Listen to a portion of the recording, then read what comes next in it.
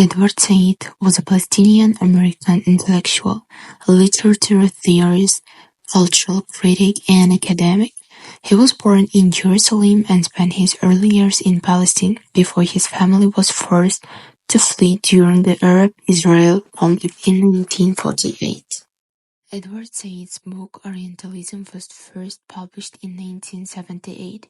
In this seminal work, Said critically examined the way Western scholars, writers, and artists had historically portrayed and studied the Eastern world. The book has had a profound impact on postcolonial studies and cultural criticism, prompting discussions about power representation and the relationship between the West and the East.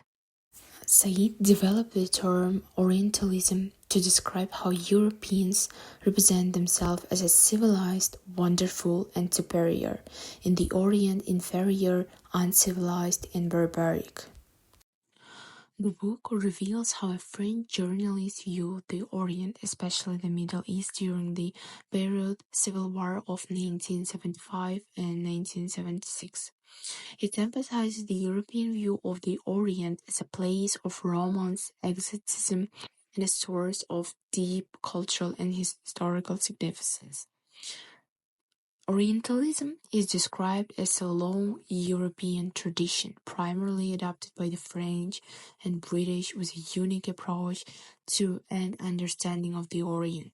The East is not only geographically adjacent to Europe, but has been the source of colonies, civilizations, and languages, and the recurring image of the other.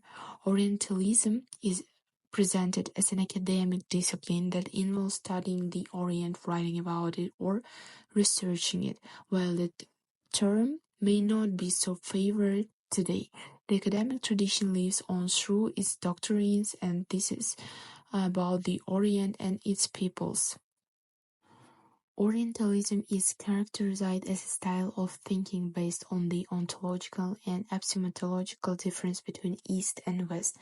Various writers and thinkers, from poets to imperial administrators, have adopted this basic distinction between East and West as the basis for their theories, epics, novels, and political narratives. Orientalism is presented as a corporate institution that deals with the East by making statements, authorizing views, describing, educating, training, and managing it. Orientalism is seen as a discipline and systematic power that allowed European culture to manage, dominate, and even produce the Orient in various aspects such as politics, sociology, military ideology, science, and imagination in the post-Enlightenment period.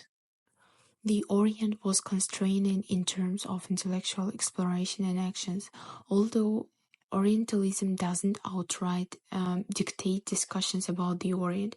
It places constraints on thought and behavior by shaping and the interests of those engaged in conversation about the East.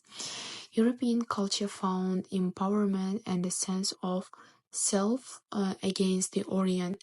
Orientalism functioned as a tool for Europe to define itself, generating an alternate and somewhat hidden self in opposition to the East.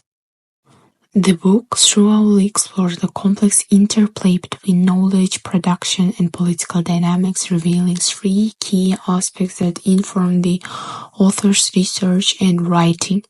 First, there is a thorough exploration of the dichotomy between pure and political knowledge.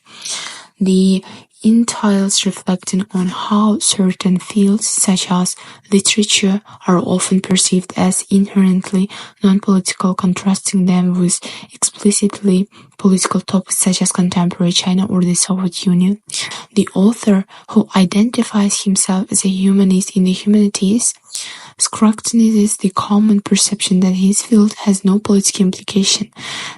Edward Said's work on Orientalism has left an indelible mark on the study of colonial discourse and power dynamics. Through his meticulous examination, Said illuminated the constructed nature of Western perceptions of the East, revealing how these perceptions served to justify imperial domination. By critically engaging with Orientalist representation, Said urges us to question and deconstruct the pervasive stereotypes and biases that continue to shape our understanding of the other. Also, at the end, I can say that it was like one of the most interesting books I have ever read.